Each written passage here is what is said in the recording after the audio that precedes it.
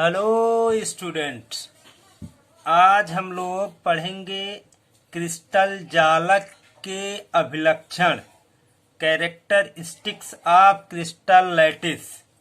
कल हम लोगों ने पढ़ा था कि क्रिस्टल जालक किसे कहते हैं। हमने आपको बताया था कि क्रिस्टल जालक को ही त्रिविम जालक के नाम से भी जाना जाता है। और परिभाषा में हमने बताया था कि त्रिविम या क्रिस्टल में अनेक बिंदुओं, परमाणु, आयन अथवा अणु की नियमित व्यवस्था को क्रिस्टल जालक या त्रिविम जालक कहते हैं। क्रिस्टल जालक की परिभाषा हो गई। अब क्रिस्टल जालक के अभिलक्षण या उनके कैरेक्टरिस्टिक के बारे में हम लोग पढ़ते हैं। पहला कैरेक्टरिस्टिक्स है कि जालक के प्रत्येक बिंदु, जालक में प्रत्येक बिंदु जालक बिंदु कहलाता है। तो अब आपके क्रिस्टल जालक का बिंदु क्या हो गया। तो मान लो कि आपका क्या है कि ये आपकी यहाँ पर एक जो है एकक कोष्ठिका है। अब इस एकक कोष्ठिका को जब बार बार रिपीट किया जाएगा तो बार बार रिपीट करने पर ही आपके क्या होते हैं, जब ये आपस में जुड़ते हैं तो इसी को हम क्या कहते हैं, क्रिस्टल जालक कहते हैं। तो इसके जितने पॉइंट्स होते हैं, नोड्स होते हैं, जैसे ये आपका ये पॉइंट, ये पॉइंट, ये पॉइंट, ये पॉइंट, ये पॉइंट, ये पॉइंट और ये पॉइंट, ये सभी पॉइंट ही आपके क्या होते हैं कि जालक बिंदु या जालक स्थल के नाम से जाने जाते हैं। इन्हें ही हम क्या कहते हैं, जालक बिंदु या जालक स्थल कहते हैं। आई होप कि क्लियर हो गया होगा। दूसरा है कि प्रत्येक बिंदु एक अवयवी कण होता है, यानी कि जो आपके जालक बिंदु होते हैं ये आपके क्या है कि कोई न कोई कंपोनेंट, यानी कि जिस कंपोनेंट का वह क्रिस्टल है, जैसे आपका सोडियम क्लोराइड है तो सोडियम और क्लोरीन, इस प्रकार से आपके क्या होंगे कि जिसका भी यह कंपोनेंट है उसका यहाँ पे जालक बिंदु पर वह अवयवी कण जो होता है उपस्थित रहता है। यानी कि प्रत्येक बिंदु पर या प्रत्येक जालक बिंदु पर एक अवयवी कण जो है वह पाया जाता है। तीसरा है कि जालक बिंदु को सीधी रेखा से जोड़ते हैं जिससे एक ज्यामिति बनती है। तो जैसे देखो ये हमने क्या किया, इस जालक बिंदु को आपस में एक सीधी रेखा से, फिर इस जालक बिंदु को एक सीधी रेखा से, फिर इस जालक बिंदु को एक सीधी रेखा से, इस प्रकार से हमने प्रत्येक जालक बिंदुओं को क्या किया, एक सीधी रेखा से जोड़ दिया। तो इस प्रकार से आपके क्या हो गए कि यह एक निश्चित ज्यामिति संरचना जो है हमको प्राप्त हो गई। इसी को हम क्या कहते हैं, ज्योमेट्रिकल संरचना कह सकते हैं। तो ये आपके क्या हो गए कि इसे ही हम क्या कहते हैं, यानी कि कोई क्रिस्टल जालक है, उस क्रिस्टल जालक का ये आपका जो है क्या है, अभिलक्षण या कैरेक्टरिस्टिक्स ऑफ क्रिस्टल लैटिस है। अब अगला है आपका इकाई सेल, जिसको इंग्लिश में कहते हैं यूनिट सेल। तो यूनिट सेल क्या होती है, या इसी को क्या कहते हैं, एकक कोष्ठिका भी कहते हैं। तो इसकी परिभाषा या इसका डेफिनेशन जो है ऊपर पढ़ाए गए क्रिस्टल से ले सकते हैं। तो आपके जो है, जो हमने आपको बताया कि क्रिस्टल क्या होता है, तो क्रिस्टल किससे ही हम इसको क्या करते हैं, डिफाइन कर सकते हैं कि जालक बिंदुओं का वह त्रिविम समूह, यानी कि जो जालक बिंदुओं का ये आपका ज्योमेट्रिकल रूप बना है, जालक बिंदुओं का वह त्रिविम समूह जिसे बार बार दोहराने पर क्रिस्टल जालक बनता है, एकक कोष्ठिका कहते हैं। यानी पहले भी हमने बताया कि क्रिस्टल जालक क्या होता है कि एकक कोष्ठिकाओं का यह जो है समूह है। तो एकक कोष्ठिकाओं के बार बार तो जो आपके क्रिस्टल समूह या क्रिस्टल जालक बनते हैं या क्रिस्टल लैटिस बनता है, तो यह आपका क्रिस्टल लैटिस जो है, जिस आपके जो है त्रिविम समूह के बार बार दोहराने से बनते हैं, उसी समूह को हम क्या कहते हैं, एकक कोष्ठिका कहते हैं। तो यह आपकी क्या हो गई, एक एकक कोष्ठिका हो गई। अब इसी पे बार बार हम क्या करें, इसके सभी फलकों पर बार बार जो है हम अगर रिपीट करेंगे तो एक जो बड़ी संरचना बनेगी उसी संरचना को हम क्या कहेंगे, उसी संरचना को हम क्रिस्टल जालक कहेंगे और प्रत्येक संरचना, छोटी संरचना को हम यूनिट सेल के नाम से जानेंगे। जैसे दीवार का ही फिर उदाहरण ले लें कि प्रत्येक आपके जो दीवार बन करके तैयार हुई उस दीवार को हम क्रिस्टल जालक या क्रिस्टल लैटिस कहेंगे और उसकी प्रत्येक ईंट जो है वह एकक कोष्ठिका या यूनिट सेल या इकाई सेल के नाम से जानी जाएगी। अब इसके पश्चात है आपका एकक कोष्ठिका के पैरामीटर।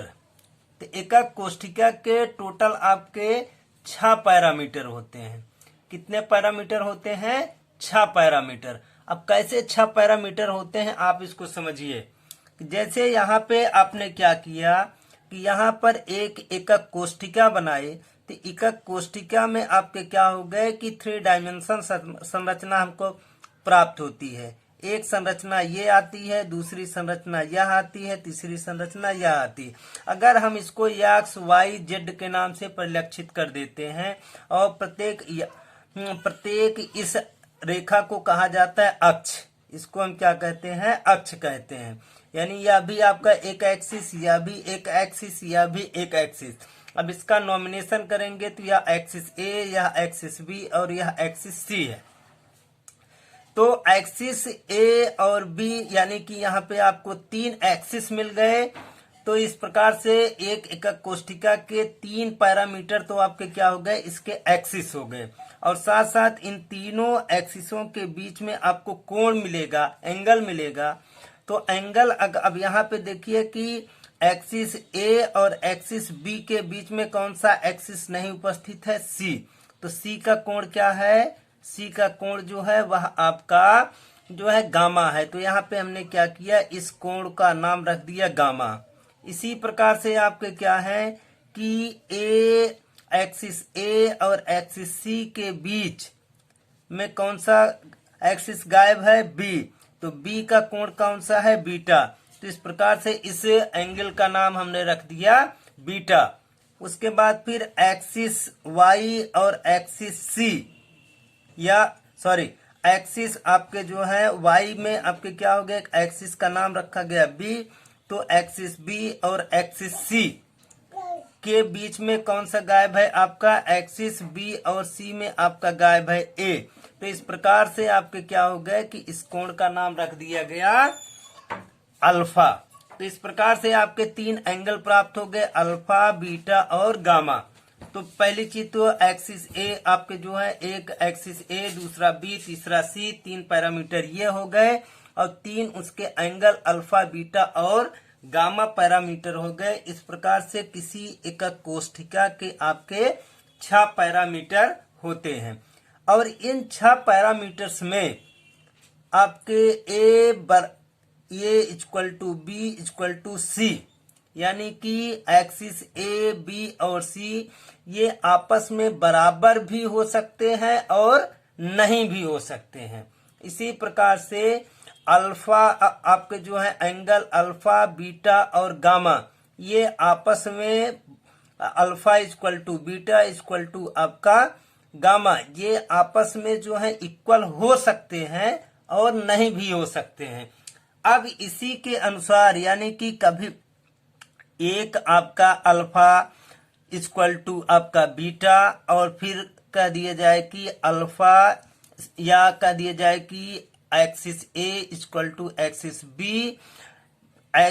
उसके बाद जो है आपका जो है यहाँ पे बी और सी ये दोनों एक दूसरे के नॉट इक्वल हैं। क्या है, एक दूसरे के नॉट इक्वल हैं। ऐसा भी हो सकता है। फिर ऐसा भी हो सकता है कि बी सी एक दूसरे के इक्वल हो और ये भी जो है नॉट इक्वल हो। तो इस प्रकार से आपके क्या होते हैं कि इसी प्रकार से उनके एंगल भी कभी इक्वल हो सकते हैं, अल्फा बीटा कभी नहीं हो सकते हैं। इसी प्रकार से बीटा और गामा कभी जो है इक्वल हो सकते हैं, कभी नहीं हो सकते हैं। कभी अल्फा और गामा जो है ये आपस में इक्वल हो सकते हैं, लेकिन बीटा इक्वल नहीं हो सकता है। तो इस प्रकार से टोटल आपके क्या होते हैं कि इन 6 पैरामीटर्स की सहायता से हम जब क्रिस्टल का सिस्टम बनाते हैं, तंत्र बनाते हैं, तो इस क्रिस्टल तंत्र जो है वह 7 टाइप का हमें प्राप्त होता है। वह कितने टाइप का प्राप्त होता है? 7 टाइप का क्रिस्टल जो है वह प्राप्त होता है। अब इस क्रिस्टल के बारे में जब हम पढ़ना चाहेंगे, तो इस क्रिस्टलीय संरचना में जब हम पढ़ना चाहेंगे तो 7 टाइप के आपको क्रिस्टल प्राप्त हो रहे हैं। यहाँ पे हम आपको बुक की सहायता से दिखा देते हैं। ये टोटल आपके क्रिस्टलीय संरचना कितनी मिल गई? एक आपको मिल गया घनीय क्रिस्टल तंत्र, फिर द्विसम लंबाक्ष, फिर आपका विषम लंबाक्ष, फिर आपका खटकोणीय, फिर आपका त्रिसमनताक्ष या त्रिकोणीय, फिर एक आपका एक नताक्ष, फिर आपका त्रिनताक्ष। देखिए इसमें आपका क्या है, a = b = c है, तो इसमें a = b है, बट आपका b = नॉट c है। इसमें आपका a = नॉट b है, b = नॉट c है। इसी प्रकार से इसमें देखिए, इसमें देखिए, इसमें इसी प्रकार से आपके क्या है कि इसमें दिए गए इस प्रकार से आपके क्या है कि उनके एक्सिस और साथ साथ उसके एंगल्स के बेस के आधार पे हम क्या करते हैं कि पूरे क्रिस्टल तंत्र को जो है 7 रूपों में बांट सकते हैं, जिसमें से मुख्य रूप से हमको घनीय और साथ साथ त्रिनताक्ष एकक कोष्ठिका के बारे में जानना खास है। तो इसमें आपका क्या है कि जितने भी आपके जो है घनी एकक कोष्ठिका होती है, तो घनी एकक कोष्ठिका में आपके जो है एक्सिस आपका जो है एक्सिस ए आपका = b = c, यानी कि तीनों एक्सिस जो होती है घनी एकक कोष्ठिका में, क्यूब आपके जो है यूनिट सेल में, ये आपके जो है तीनों बराबर होते हैं। साथ साथ उनके एंगल अल्फा, बीटा और गामा भी एक दूसरे के क्या होते हैं? बराबर होते हैं। इसीलिए घनी एकक कोष्ठिका जो है वह सबसे सममित एकक कोष्ठिका होती है। कभी कभी परीक्षा में प्रश्न पूछा जाता है कि सबसे सममित एकक कोष्ठिका कौन सी होती है? तो सबसे सममित एकक कोष्ठिका घनीय एकक कोष्ठिका होती है। इसी प्रकार से आपका क्या है कि अगला आपका है त्रिनताक्ष।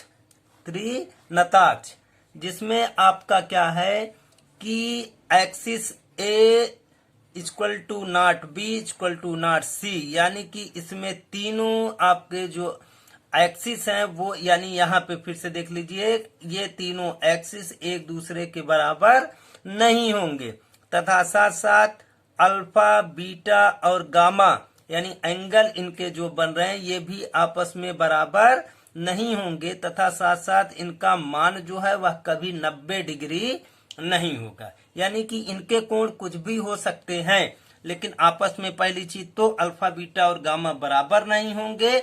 दूसरी शर्त होती है कि इसमें इनके कोण का मान कभी जो है वह 90 डिग्री नहीं होगा। यह सबसे असममित होता है, यानी कि सब फिर प्रश्न बनेगा कि घनी को आपके एकक कोष्ठिकाओं में सबसे असममित या अनसिमेट्रिकल आपका कौन सी एकक कोष्ठिका या यूनिट सेल होती है? तो कौन सी होती है? त्रिनताक्ष घनीय जो है एकक कोष्ठिका जो है वह आपका क्या है कि सबसे असममित या नॉन सिमेट्रिकल होती है। अब इसके बाद अगला टॉपिक है आपका अगला टॉपिक है एकक कोष्ठिका के प्रकार, टाइप्स ऑफ यूनिट सेल। तो टाइप्स ऑफ यूनिट सेल आपका क्या है कि एकक कोष्ठिका को 2 भागों में डिवाइड किया जाता है, यानी जो आपकी यूनिट सेल होती है वह 2 टाइप की होती है। एक यूनिट सेल को कहा जाता है आद्य एकक कोष्ठिका, प्राइमिटिव यूनिट सेल। अब इसमें और दूसरे को कहा जाता है केंद्रीय एकक कोष्ठिका या सेंटर्ड यूनिट सेल। तो सबसे पहले आप जानिएगा आद्य एकक कोष्ठिका या प्राइमिटिव यूनिट सेल क्या होती है कि ऐसी आपके जो है एकक कोष्ठिका जिसमें अवयवी कण यानी कि जो कंपोनेंट भाग ले रहा है वह अवयवी कण एकक कोष्ठिका के केवल कोनों पर, यानी कि जो आपके क्रिस्टल लैटिस बन रहा है, क्रिस्टल जालक बन रहा है, उसी जालकों पर ही आपके क्या होते हैं कि कंपोनेंट या अवयवी कण जो है जिसके द्वारा क्रिस्टल बना हुआ है वह पाया जाता है। जैसे ये आपके क्या हो गए, क्रिस्टल लैटिस हो गया, तो प्रत्येक क्रिस्टल लैटिस पर देखिए कॉर्नर पर आपका क्या है कि कॉर्नर पर जो है यहाँ पे आपके कंपोनेंट आपके जो है या अवयवी कण जो है वह उपस्थित है। तो इस प्रकार की जो एकक कोष्ठिका होती है उस एकक कोष्ठिका को आद्य एकक कोष्ठिका के नाम से जाना जाता है। दूसरी एकक कोष्ठिका होती है सेंटर्ड यूनिट सेल या केंद्रित एकक कोष्ठिका। जब एकक कोष्ठिका में कोनों के अतिरिक्त अन्य स्थितियों पर कण उपस्थित हो तो वह केंद्रित एकक कोष्ठिका के अंतर्गत आती है। यानी कि जब आपके क्या अवयवी कण या मुख्य आपके कंपोनेंट जिसके द्वारा क्रिस्टल लैटिस जो है वह बना हुआ है, जब उसके कण जो हैं वे आपके कोनों के अतिरिक्त यानी क्रिस्टल जालक के जो कॉर्नर बन रहे हैं उस कॉर्नर के अतिरिक्त अन्य स्थितियों पर भी पाए जाते हैं, तो अन्य स्थितियों पे जब पाए जाते हैं तो ऐसी कोष्ठिका को हम सेंटर्ड यूनिट सेल के नाम से जानते हैं। तो सेंटर्ड यूनिट सेल में आपके क्या हो गए कि सेंटर्ड यूनिट सेल को 3 मुख्य भागों में बांटा जाता है। कितने भागों में बांटा जाता है? 3 मुख्य भागों में बांटा जाता है। पहला है आपका अंतः केंद्रित एकक कोष्ठिका, body centred unit cell. Body centred unit cell में क्या होता है कि हम इस या किस टाइप की अंतः केंद्रित कोष्ठिका है, इसमें कोनों के अतिरिक्त यानी यहाँ पे जो कॉर्नर पे पाए जा रहे हैं इस कॉर्नर के अतिरिक्त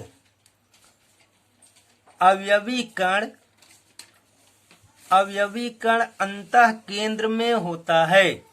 अवयवी कण अंतः केंद्र में होता है, यानी कि जैसे ये आपके क्या हो गए कि कॉर्नर पर आपके जो है कंपोनेंट बने, तो इसका जो आपका पूरे क्रिस्टल का या एकक कोष्ठिका का जो मध्य बिंदु बनेगा चारों तरफ से, उसका जो मध्य बिंदु बनेगा वहां पर एक अतिरिक्त अवयवी कण जो है उपस्थित होगा। तो जैसे इस एकक कोष्ठिका में देखेंगे तो ये आपके कितने अवयवी कण हो गए, टोटल अवयवी कण जो हैं या कंपोनेंट जो हैं टोटल कितने हैं, टोटल जो है वो 8 हैं। तो एक और कण जो है इन सब के बीच में, मान लो कि सबका सेंटर यहाँ आता है, तो यहाँ बीच में एक अवयवी कण जो है वो आपके क्या हो गए कि बीच में पाए जाएंगे। जैसे आप मान लो कि ये मोबाइल है, तो ये मोबाइल में आपके क्या हो गए कि मोबाइल में आपका ये पूरी की पूरी एक यूनिट सेल है, तो यूनिट सेल के आपके ये कॉर्नर 4 कॉर्नर बन गया। फिर आप इधर से देखेंगे तो आपके 1 कॉर्नर 2 कॉर्नर 3 कॉर्नर 4, इस प्रकार से 8 कॉर्नर। अब इसके बीच में और इसके बीच में मिलाकर के मान लो कि ये पॉइंट जो है इनके मध्य का बनता है, तो इसी मध्य पर एक आपका जो है यूनिट सेल उपस्थित होगी। तो इसी को हम क्या कहेंगे, इसी को कहेंगे अंतः केंद्रित या बॉडी सेंटर्ड यूनिट सेल कहेंगे। दूसरा है आपका फलक केंद्रित एकक कोष्ठिका, फेस सेंटर्ड यूनिट सेल।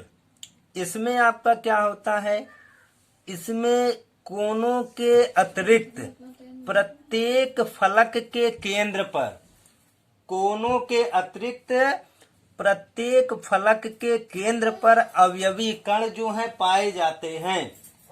प्रत्येक फलक के केंद्र पर अवयवी कण पाए जाते हैं। तो पहली चीज आप फलक समझिए। जितने भी आपके क्या है कि एक यूनिट सेल में आपके घनी एकक कोष्ठिका में टोटल 6 फलक होते हैं। जैसे देखो एक फलक ये हो गया, यहाँ से यहाँ तक एक फलक, फिर आपका जो है ये एक फलक, ये आपका तीसरा फलक, ये आपका जो है ये आपका चौथा फलक, ये आपका पांचवा फलक, ये आपका छठवां फलक। तो इस प्रकार से आपके टोटल कितने फलक हो गए? फलकों की संख्या हो गई 6। फिर से देख लो, एक आपका ये फलक, फिर आपका एक ये फलक, फिर आपका एक ये फलक, फिर आपका एक ये फलक, 4 हो गए। फिर एक आपका ये फलक, 5 हो गया। फिर आपका एक ये फलक, कितना हो गया? 6। तो किसी भी आपके घनी एकक कोष्ठिका में फलकों की संख्या कितनी हो गई? फलकों की संख्या हो गई 6। तो फलक केंद्रित में आपके क्या हो गए कि इसमें कोनों के अतिरिक्त प्रत्येक फलक के केंद्र पर आपके क्या होते हैं कि अवयवी कण या कंपोनेंट पाए जाते हैं। तो इस प्रकार से आपके क्या हो गए? एक फलक ये हो गया तो इसके मध्य में एक फलक ये हो गया तो इसके मध्य में एक फलक ये हो गया तो इसके मध्य में एक फलक ये हो गया तो इसके मध्य में एक।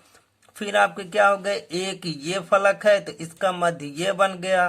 फिर आपका एक ये फलक है तो इसका मध्य ये बन गया। तो इस प्रकार से टोटल आपके क्या हो गए? प्रत्येक फलक के केंद्र पर तो आपके 8 जो है कॉर्नर पर, 6 आपके फलकों पर, एक एक यानी कि अंत फलक केंद्रित आपके या फेस सेंटर्ड कोशिका होती है, उसमें आपके कंपोनेंट की जो संख्या होती है यूनिट सेल में वह कितनी हो जाती है? 8 6 14 हो जाती है।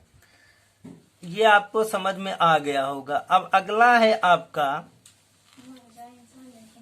अंत्या केंद्रित एकक कोष्ठिका। इसको हम क्या कहते हैं? End centred unit cell. इसमें आपका इंड सेंटर्ड यूनिट सेल में आपका क्या है? इसमें कोनों के अतिरिक्त 2 विपरीत फलकों के केंद्र में एक अवयवी कण होते हैं। इसमें कोनों के अतिरिक्त यानी कि जो अब मान लो ये का कोष्ठिका, ये इसके कोने हो गए तो इस कोनों पर 8 आपके क्या हो गए? अवयवी कण हो गए। इसके अतिरिक्त विपरीत फलकों पर मान लो कि एक विपरीत फलक ये, दूसरा विपरीत फलक ये, तो इसके मध्य में एक और इसके मध्य में एक आपके अवयवी कण उपस्थित होते हैं। तो इसे ही हम क्या कहते हैं? इंड सेंटर्ड यूनिट सेल के नाम से जानते हैं। तो बच्चों, आज हम लोगों ने पढ़ा कि एकक कोष्ठिका क्या होती है, उसके पैरामीटर्स क्या होते हैं, तथा साथ साथ टाइप्स ऑफ यूनिट सेल क्या होता है। तो इन सारी चीजों के बारे में हमने पढ़ा। कल हम लोग पढ़ेंगे कि कैसे आपके जो है पैरामीटर्स की सहायता से वेब्रे ने क्या किया था कि 14 टाइप के आपके क्रिस्टल लैटिस बनाने की संरचना बताई थी।